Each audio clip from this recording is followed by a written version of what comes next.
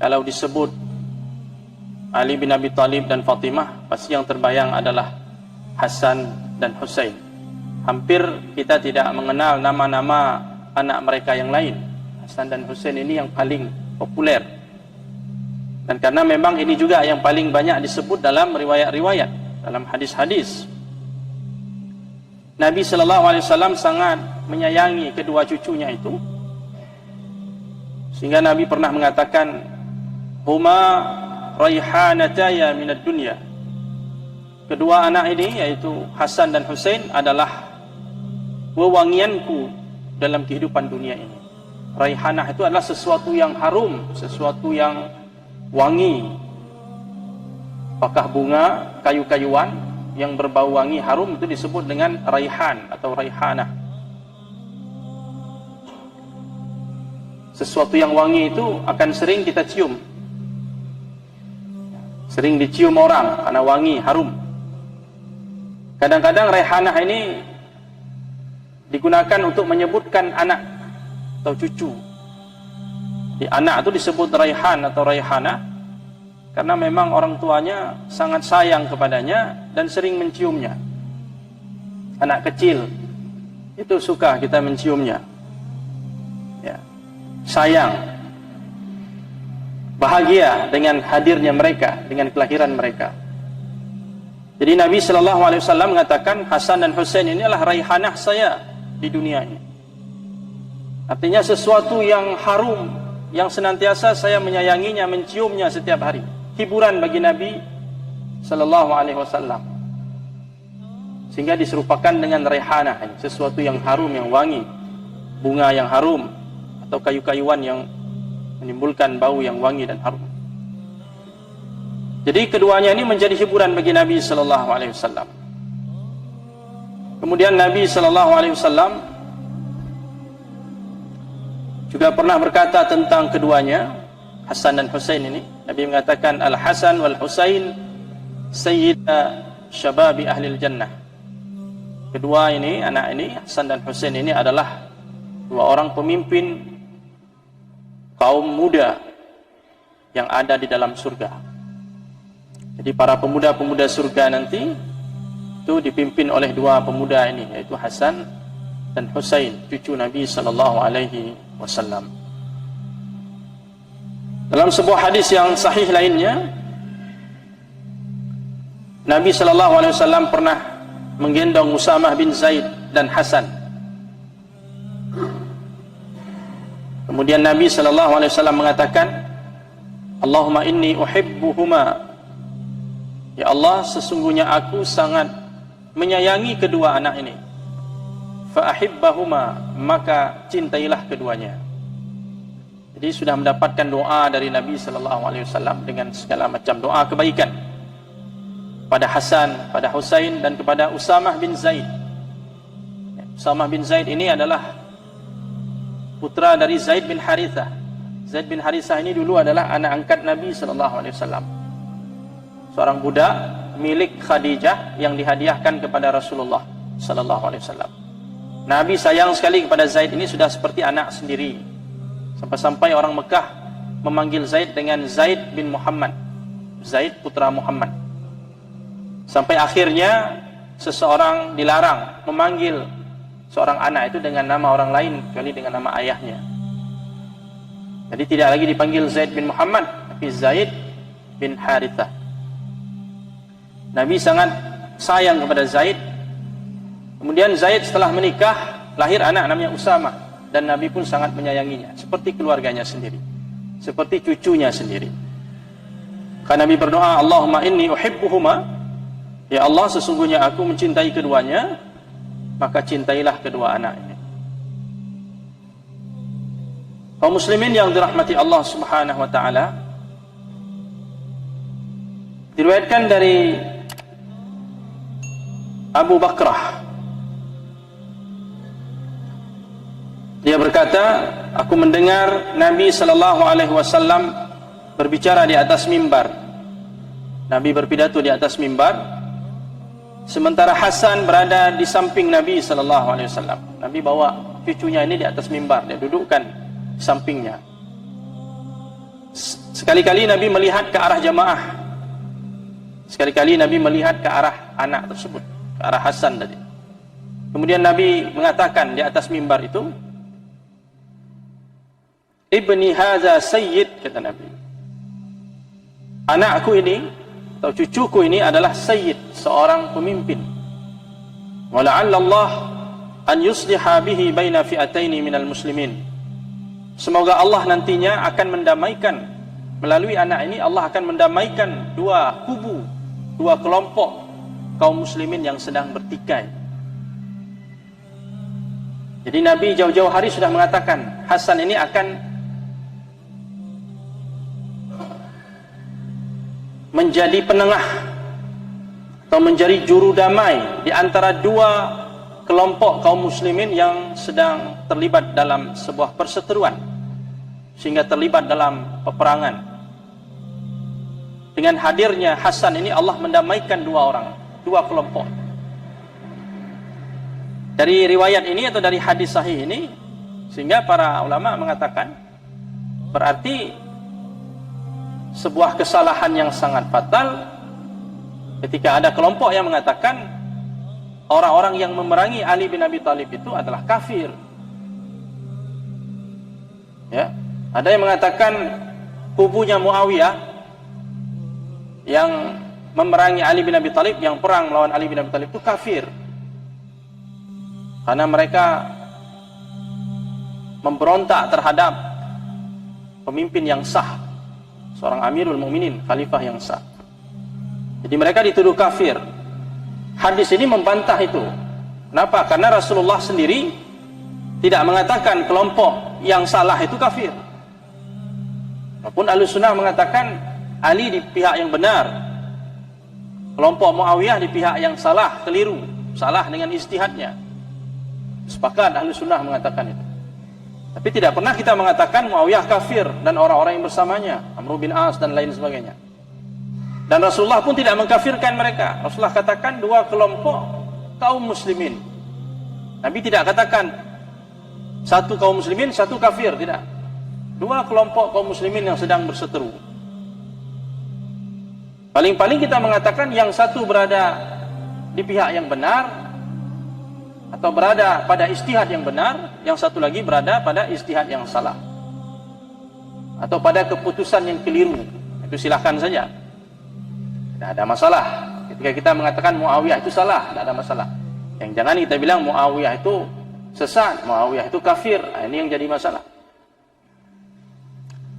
Jadi Hasan terbukti setelah itu, ya, dengan inisiatif dari seorang Hasan terjadilah perdamaian, rekonsiliasi antara dua kelompok itu, sehingga kaum muslimin bersatu dalam satu panji pemerintahan ataupun khalifah Amirul Mukminin, sehingga kaum muslimin kembali bisa mengatur strategi-strateginya untuk menaklukkan negeri-negeri yang belum ditaklukkan pada masa dinasti Bani Umayyah. Hadirin yang dirahmati Allah Subhanahu wa taala.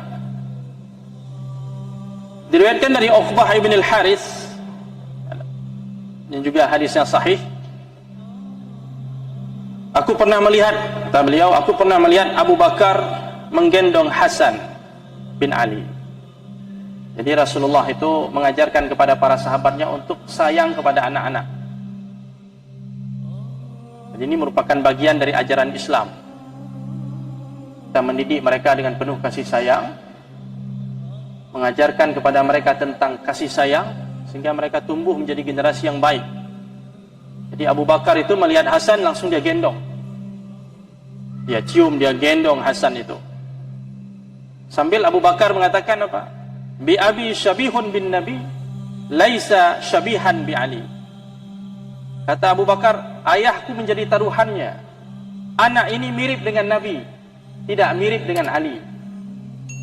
Di Hasan ini rupanya lebih mirip dengan Nabi daripada mirip dengan ayahnya. Kata Abu Bakar, anak ini mirip sekali dengan Rasulullah, tapi tidak mirip dengan ayahnya. Ya, karena memang cucu Nabi Sallallahu Alaihi Wasallam.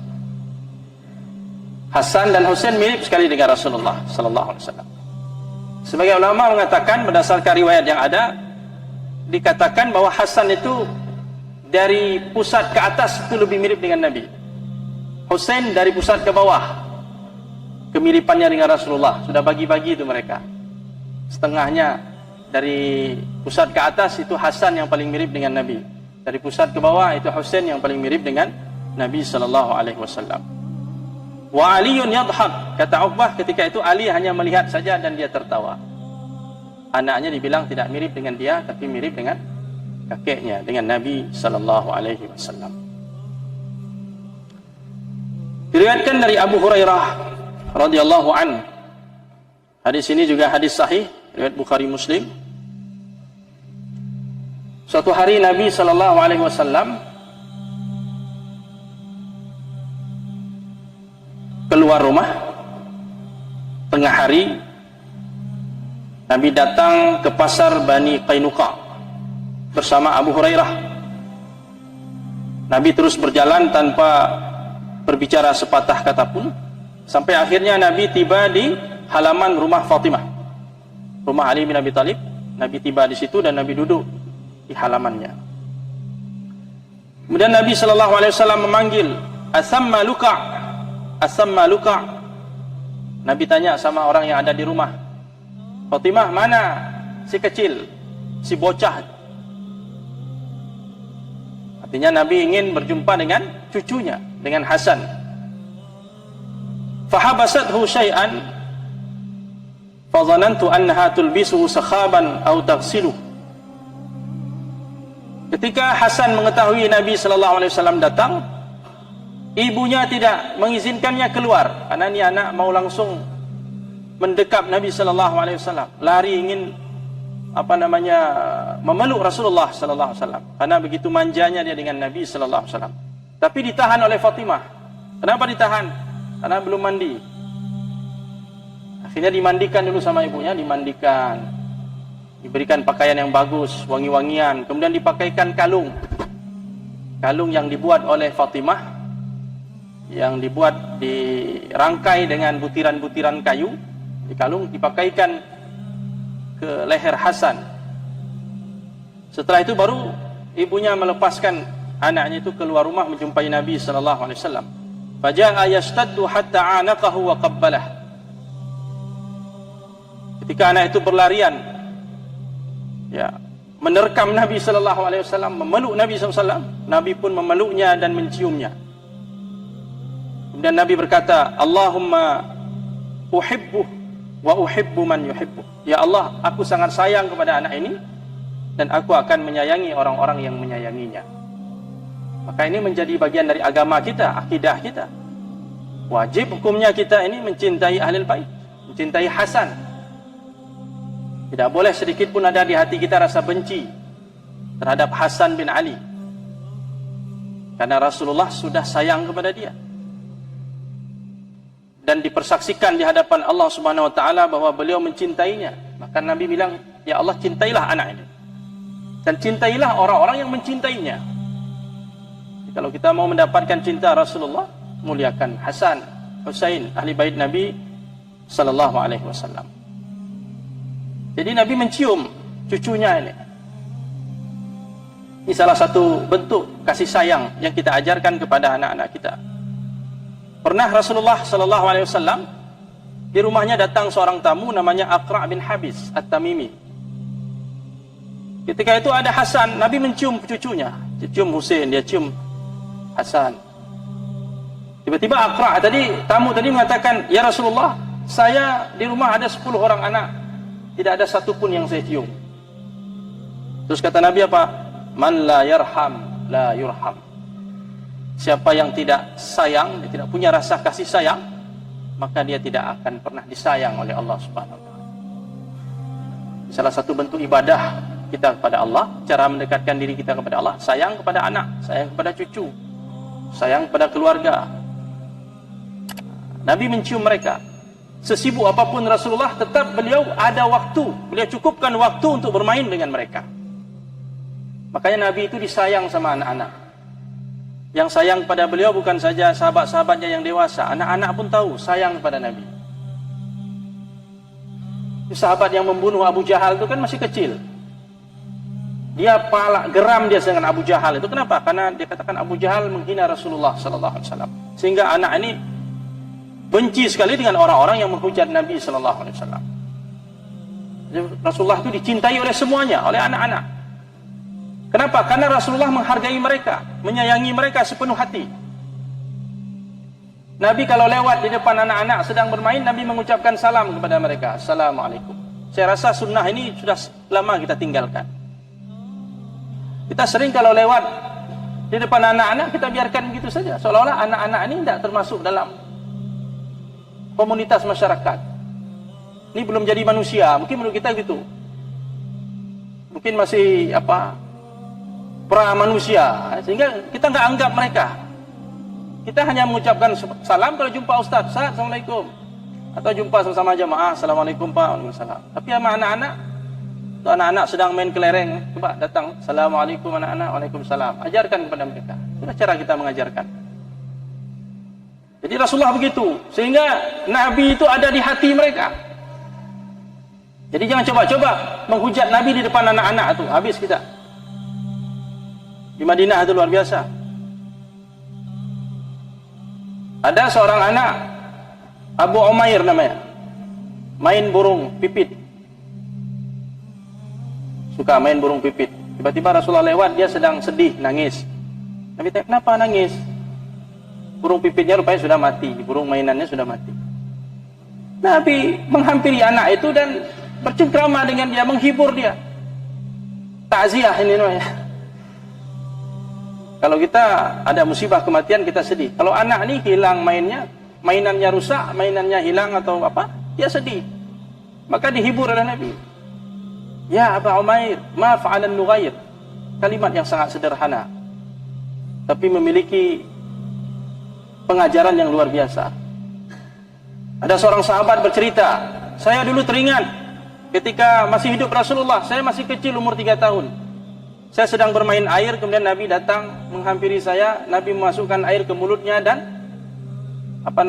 mencipratkan air di mulut Rasulullah ke muka saya. Jadi Nabi main air dengan anak-anak. Ya luar biasa, senang. Ya anak-anak dengan Nabi sallallahu alaihi wasallam. Padahal beliau adalah manusia paling sibuk. Istrinya aja berapa? Untuk ngurus istri aja sibuknya luar biasa. Ngurus umat lagi. Tapi tetap ada porsi yang sangat cukup untuk bermain dengan mereka, dengan anak-anak. Ya, terutama dengan cucunya ini, Hasan dan Husain. Ini salah satu salah satu sunnah yang harus kita biasakan itu. Dan kalau kita punya anak di rumah, itu adil dalam ciuman. Ada anak satu umur 3 tahun, satu kelas 1 SD, itu kalau kita cium satu, cium dua-dua. Kita sering cium yang umur 1 tahun, 2 tahun. Kalau umur 5 tahun nggak cium lagi, nggak besar. Itu kadang-kadang si anak menilai. Jadi keadilan kita terhadap anak itu juga dinilai dari ciuman. Kalau kita memangku mereka, itu sama. Satu taruh sebelah kanan, satu sebelah kiri. Dalam hal ciuman pun disuruh kita adil. Karena kita ingin semua anak kita berbakti sama kepada kita. Begitu juga dalam perlakuan kita terhadap mereka. Inilah diantara kehidupan keseharian Nabi Sallallahu Alaihi Wasallam dengan cucu-cucunya. Sampai-sampai hadirin yang dimuliakan Allah, dalam sebuah hadis riwayat Ahmad, Syekh R.R. Naud mengatakan isnaduhu sahih, sanadnya sahih. Muawiyah bin Abi Sufyan pernah meriwayatkan. Dia bilang apa? Ra'aitu Rasulullah sallallahu alaihi wasallam yamussu lisanahu aw syafatah. Aku pernah melihat Nabi sallallahu alaihi wasallam mengisap bibir dan lidah Hasan bin Ali. Jadi Nabi cium Hasan itu luar biasa. Gemesnya Rasulullah dengan cucunya ini sampai bibirnya dilumat sama Nabi, lidahnya dihisap sama Nabi. Riwayat siapa itu? Riwayat Muawiyah bin Abi Sufyan. Hadisnya sahih. Wa innahu, kata Muawiyah, wa innahu lan yu'adzab lisanun aw syafatan massahuma Rasulullah sallallahu alaihi wasallam. Tidak akan diazab lidah dan bibir yang pernah dilumat oleh Nabi sallallahu alaihi wasallam. Tidak akan masuk neraka lidah yang pernah dilumat oleh Nabi sallallahu alaihi wasallam. begitu sayangnya dia sama cucunya, bibirnya dia apa? Lidahnya dia apa? Mungkin kalau bapak ada anak, mungkin sambil bercanda dengan anak, hidung-hidungnya mungkin dia apa? Telinga-telinganya main-main apa? Dengan cucu, dengan anak. Cuma kaum muslimin yang dirahmati Allah, hadis ini dijadikan alat oleh orang-orang yang anti-Islam untuk menuduh Rasulullah SAW. Mereka katakan ini Muhammad ini, nabinya orang Islam ini punya kelainan. Hadis ini dipakai, digunakan untuk itu, untuk menebarkan satu syubhat tuduhan. Padahal Rasulullah memperlakukan cucunya ini bukan dalam rangka apa tadi? Hal-hal yang sifatnya negatif. Jadi karena dia geram, dia sayang sama cucunya. Dipahami oleh orang-orang yang otaknya kotor. Jadi kalau orang punya otak kotor, menafsirkan sesuatu pun jadi kotor. Dipahami ini adalah perilaku yang menyimpang dari seorang Muhammad, kata mereka. Kalau kita umat Muhammad yang bersih pikirannya, tidak ada berpikir seperti itu. Biasa dia dengan cucunya. Dan Nabi mencium putrinya, mencium Fatimah, dia cium. Ketika putrinya sudah dewasa, Nabi cium putrinya. Bagi kita umat Muhammad SAW yang diajarkan tentang kesucian, tidak ada kita berpikir macam-macam. Tapi orang-orang yang pikirannya jorok, kotor, hatinya sudah ternoda, ya akan berpikir seperti itu. Jadi kita tidak pedulikan syubhat itu. Jadi di sini tidak ada yang menyimpang. Apanya yang salah ketika Rasulullah SAW memperlakukan Hasan seperti itu? Karena sayangnya, rahmah, syafaqah Nabi kepada cucunya. Kaum muslimin yang dirahmati Allah Subhanahu wa taala, bahkan Nabi mencium putrinya Fatimah seperti yang sudah kita jelaskan sebelumnya. Hadisnya sahih dari Aisyah. Kata Aisyah, Rasulullah itu kalau datang ke rumah Fatimah, Fatimah menyambut Rasulullah dan Fatimah mencium Nabi. Itu sudah besar dia. Dan apabila Fatimah datang ke rumah Nabi, Nabi menyambut putrinya, kemudian menciumnya. Sehingga di sini para ulama berkesimpulan apa? Boleh seorang ayah mencium anak perempuannya yang sudah besar. Boleh. Yang dilarang jangan mencium di bibir, itu nggak boleh kalau sudah besar.